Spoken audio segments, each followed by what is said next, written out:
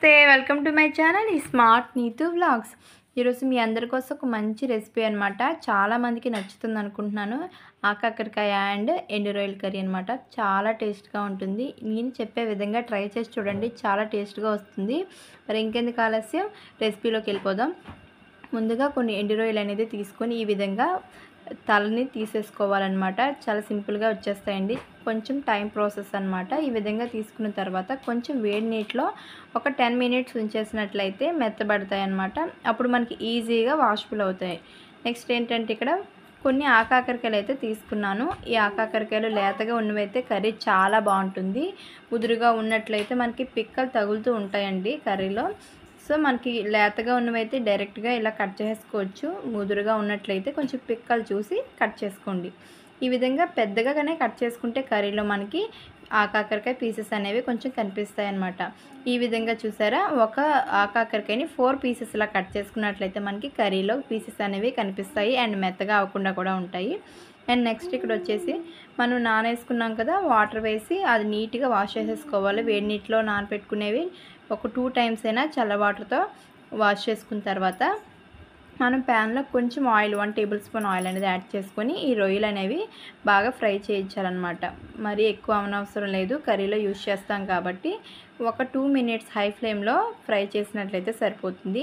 అదే ప్యాన్లో ఇంకొంచెం ఆయిల్ ఎక్స్ట్రా యాడ్ చేసుకొని అందులో కొంచెం జీలకర్ర అండ్ సన్నగా తరిగిన ఉల్లిపాయలు, పచ్చిమిర్చి కూడా యాడ్ చేసుకోవాలి.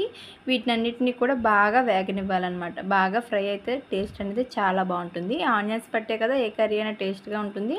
ఆనియన్స్ మగ్గడం కోసమని కొంచెం సాల్ట్ యాడ్ చేసి మూత పెట్టుకున్నట్లయితే ఆనియన్స్ అనేవి త్వరగా మగ్గుతాయి అన్నమాట. ఆనియన్స్ అనేవి బాగా మగ్గాయి చూస్తున్నారు కదా. ఈ విధంగా మగ్గిన తర్వాత నీట్గా కలుపుకోవాలన్నమాట. ఈ విధంగా కలిపిన తర్వాత ఫ్రెష్గా దంచిన అల్లం వెల్లుల్లి పేస్ట్ 1 టీ స్పూన్ అనేది యాడ్ చేసుకోవాలి.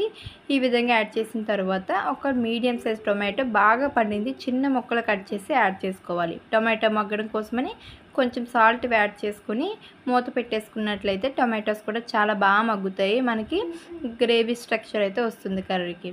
ఇలా చూసి మూత తీసేసినట్లయితే చూసారు ఎంత చక్కగా మగ్గాయో. వీటిని బాగా స్మాష్ చేసుకోవాలి.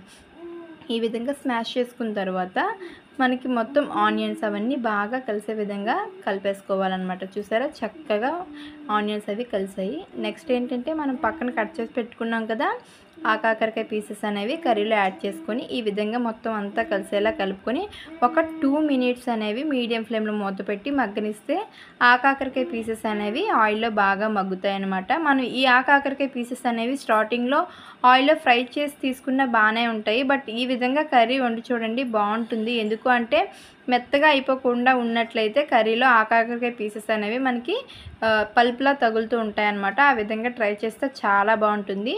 ఈ విధంగా బాగా ఫ్రై అయినిచ్చిన తర్వాత 1/2 టీ స్పూన్ అనేది పసుపు, 1 టీ స్పూన్ కారం అనేది యాడ్ చేసుకోవాలి. మనకి రుచికి తగ్గ కారం యాడ్ చేసుకున్న తర్వాత మొత్తం అంతా కలిసేలా నీట్గా మిక్స్ చేసుకోవాలి.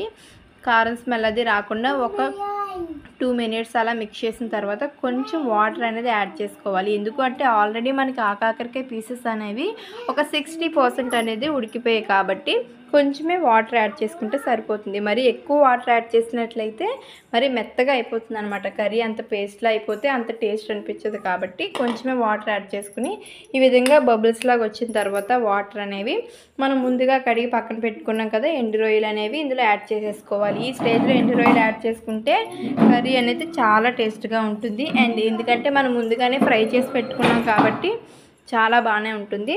ఈ విధంగా ఇవి కూడా యాడ్ చేసుకున్న తర్వాత ఒకసారి అంతా కలిసే విధంగా మిక్స్ చేసుకోవాలి. ఈ విధంగా బాగా మిక్స్ చేసుకొని మనం ఒక 2 మినిట్స్ అనేది మూత పెట్టి మొత్తం మగ్గనివ్వాలన్నమాట. ఎందుకు అంటే మనకి ఎండు రొయ్యలు అండ్ ఆకాకరకాయ పీసెస్కి మొత్తం అంతా గ్రేవీ పట్టే విధంగా మనం నీట్గా కలుపుకోవాలి. ఈ విధంగా చూస్తున్నారా, వాటర్ అయితే ఎక్కువ ఏం లేదు.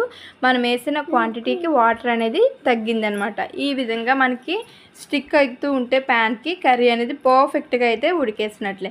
ఎక్కువ టైం కూడా పట్టదండి, ఎందుకంటే ఆకాకరకాయ త్వరగానే మగ్గిపోతుంది కాబట్టి మనకి చాలా సింపుల్గా ప్రిపేర్ అయిపోతుంది కర్రీ అయితే మాత్రం.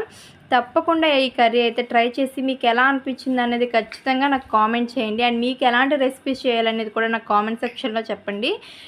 చాలా సింపుల్ అండ్ ఈజీగా ప్రిపేర్ చేసుకోగలమండి ఈ కర్రీ అయితే మాత్రం. ఆ కాకరకాయ ఎండు రొయ్యల కర్రీ కాంబినేషన్ అయితే వేరే లెవెల్ ఉంటుంది.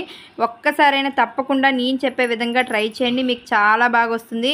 మళ్ళీ మళ్ళీ అడిగి మరీ చేయించుకుంటారు. వీడియో నచ్చితే మాత్రం చిన్న లైక్ చేయడం అసలు మర్చిపోవద్దు. సపోర్ట్ చేసి సబ్స్క్రైబ్ చేసుకోండి.